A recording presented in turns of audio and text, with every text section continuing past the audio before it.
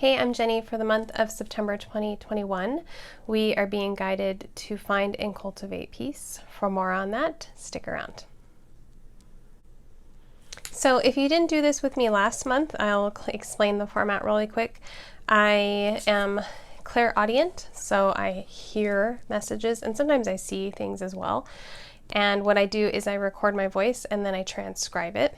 And I will be reading the channeled message for the month of September 2021 to you, and then I will explain my take on it. And then at the end, I will also do a card reading for the month, just to kind of see if there's anything else that we need to know and kind of know and have some confirmation. So I will begin by reading the message. I asked what the collective needed to know for September of 2021, and we received: everyone needs to find peace. They need to bring their own peace, whatever brings them peace. Whatever it is they can do for themselves to feel a sense of calm, whether it be being in nature, reading, being water, turning off media, prayer, meditation, just anything that makes them feel lighter, hopeful, and less afraid. That is important. It is important to find that place, to find that something, so that people can return there again and again.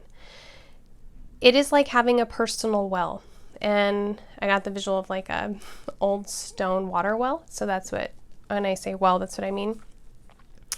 And every time they dip into the well, it brings them what they need. They need to find their well. What is it and how do they get to it? Maybe the person has more than one well, or maybe it is just one deep well that gives that sense of calm and peace. So in other words, what they're saying is that we each need to find that something that we can always return to that gives us that sense of calm or that sense of peace. And that's what they mean by a personal well. In a channel message last year, it was around the similar time, they called them vitamins. Everyone needed to find their vitamins. So I think as we go kind of into the autumn and winter times, it's more important than ever to really find, what it is that brings you peace. The world is spinning very fast right now, creating a lot of change. It can make people feel uncertain, make them feel afraid, make them feel like they need grounding. All people need to know is they need to find what makes them feel peace and do that as often as they need, whatever brings them back to center, to balance. And then they kind of showed people on their phones at the same time also watching television. So they showed like multiple screens and computers. They showed screens with like news. And then I got this: whenever you hear information, know that you don't have to accept it into your being. It does not have to control the way you feel. Any information that is absorbed can be unabsorbed. You don't have to accept words, news, or other people's feelings.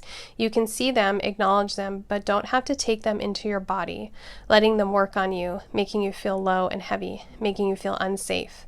You need to filter the information. Know that it is okay to shut things off and not know everything. It is okay not to research everything. It's okay not to hear all the opinions. Filter and then let it go. Do not accept the stress of the world into your own body. Let it go. And I kind of got this sense during that part of like people almost like being connected, like a heart. I saw like a heartstring connected to a phone or a television or a computer, and they were like, the information was going into their bodies. And I think for that, it's especially like really talking about the chakras and the subtle bodies, which do affect our physical body. But, sitting around and reading the news, listening to the news, watching the news, going through social media and doing the news and really absorbing, it all goes into the body and it makes you feel a certain way, and that can't really be denied. And so what they're saying to do is to instead recognize, like set limits for yourself, filter the information, recognize the information, but don't put it into your body. So you may read the news, and I would suggest, like for me personally, this is what I do. We don't watch the news. And I prefer to read it because then it's not as sensationalized and it's not as triggering if you're reading it instead of seeing video footage. That's just a personal thing. And so you set time aside to read, when you are able to be in a mental place. And like first thing in the morning or right before bed is not that time. So it should be a time when you're feeling like you have the capacity to read it and then let it go, instead of, taking it into the body. And so for me personally, I muted and unfollowed a lot of people on social media that were sharing really tragic news all the time in their stories, because I just wasn't expecting it. And it was like, oh, whoa, I wasn't expecting that news. Not that I'm shielding myself from the news or I don't think you should know what's going on, but it's like you need to be mentally and emotionally prepared to receive that information. If you're watching this, I'm sure you're a sensitive person. And sensitive people, like, we can't be at hearing the news and reading the news all the time. It's too much. It's overwhelming to the system because it goes into our body, it goes into our emotions, and it just makes us feel terrible. And so it's really important to filter that information however you decide to and put limits on it. And then at the same time, find something that makes you feel peaceful to maybe do after.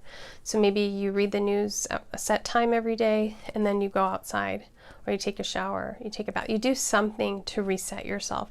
And that's that personal well, that's that calm and that peace. And so this tells me that, we are in this time from now until 2025. It's what's considered a big change, not just astrologers, but in Hinduism, we're entering a different era. We're entering the age of Aquarius, according to astrologers. There's just all of this. Some people are calling it the new earth, but it's a very tumultuous time, and it can't be denied. People may not have believed in it until 2020 happened. Now we see rapid change, and the world is spinning very fast. And so we need to each find that way to fill up our own peace and calm, so that when the world is spinning, we can be still for a little while. We can be the light. We can feel the calm. And then I wanted to share something they shared with me last in August, but I didn't get to share. But I just feel like it's really beautiful. And the guides showed me how everybody has like basically a golden thread from it was from their heart center. And it went to source, to God, to divinity, whatever you want to say. And that's your connection to God. And they said, everyone has a connection to God. For some, the thread feels really long and tangled. It twists and turns and knots. And the spiritual path is one of untangling, one getting the knots out, one of slowly pulling themselves closer and closer to God. So it's this analogy that you're born with almost like an umbilical cord to source, but some of us have really long umbilical cords with lots of twists and turns and knots, and we have to undo those things, which are ego stories or personal traumas, whatever that we signed up for in this life. We have to undo that in order to get closer to source. And then it says sometimes you get a leap and you get closer and closer. Some people are born and the cord is short and there isn't much to entangle, and we've all known those people who seemingly from early on have had a really close connection to God. And everyone has their own path, but it is their own path. No one can do it for them. It really is individual. They can see what others say, listen to teachers, but they need to do it on their own. And I really liked that because I'm a firm believer in being your own guide. I think we're past the point of needing a spiritual leader, teacher, guru, priest. I think many of us are past that point in this kind of time frame of the world, where we'd rather kind of lead ourselves. And you can learn from other people, but in the end, really only you can take yourself there. And so I really like that as well. So for the month of September, it's time to focus on peace, whatever brings you peace. And this is not a way for you to avoid the world or avoid the news, but you getting worked up and stressed out over what's going on in the world doesn't help anybody. We don't want to send people worry. We want to send them light. And so it's really important for us to remain calm and peaceful as much as we can, because we add to the world. It's a belief going in all over the place, but like many people believe this, but in Buddhism, it really is believed that the monks are doing a service to the area they live in by meditating. They're lifting the consciousness. And so by you choosing peaceful actions and doing things that make you feel good and filling you up with light, you're helping everybody around you, and really you're helping the whole world. It's not selfish. It's not you avoiding things. Yes, there are people suffering horribly in this world, but for you to just suffer along with them out of worry and anxiety really isn't going to do them any good. But you being a light and peaceful, you'll be able to help more people that way and be able to serve the world better. So I think that's kind of the lesson for the month of September. And in a moment, I will have a reading for you.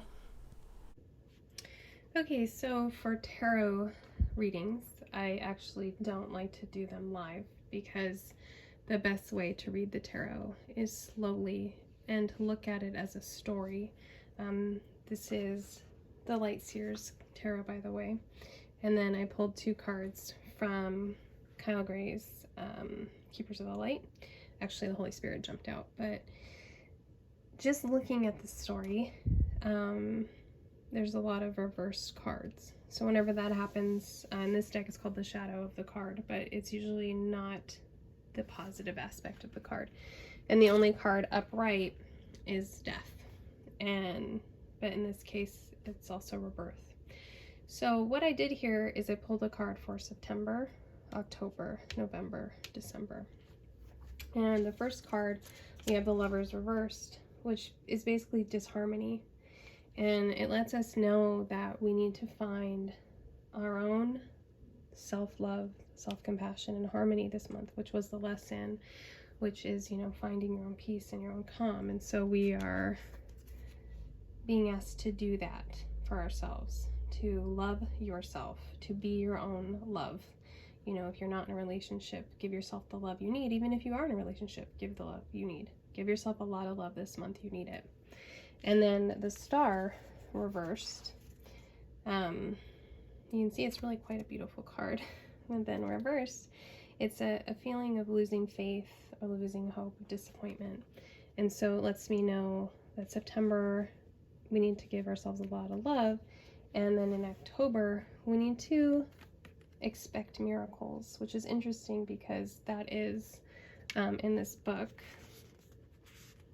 that is the affirmation, and the Holy Spirit came through. So I thought it was really interesting. So instead of focusing on the negative in October and despairing, we need to look towards miracles.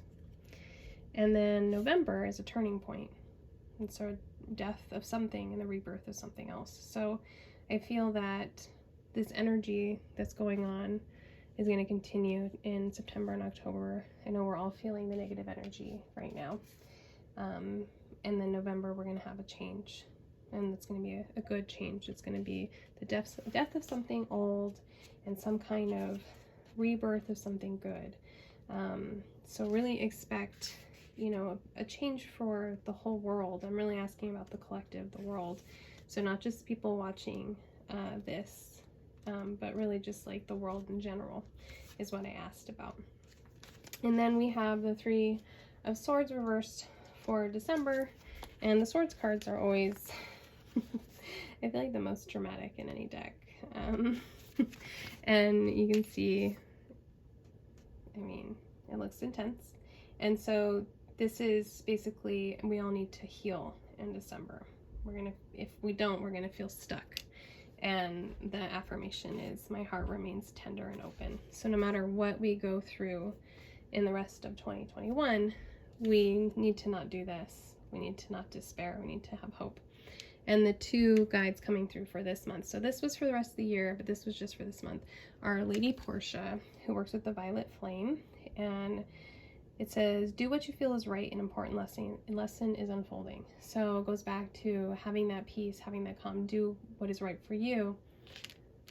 And then the Holy Spirit, so remember that only love is real, miracles will occur naturally, Spirit has your back. So really staying positive, believing in the miracles. The Holy Spirit's been coming through really strong for many people since 2020, and she really wants people to work with her. And so if you're looking for, who should I work with or pray to this month, I would definitely try Holy Spirit. This is just one person's vision of her. And you can see the dove on there. The dove is representative of the Holy Spirit. I don't want you to look at this in despair. Nothing is static. That's why it's hard to tell the future. But if everything remains on the path it is now, we're looking at some choices where we can despair, but we don't have to. So it's a good kind of warning, I think, for us to make our own choices and to really do what we were guided to in the lesson, the message, which is find our own peace. So I hope this brings you peace, and if you have any questions or comments, please let me know.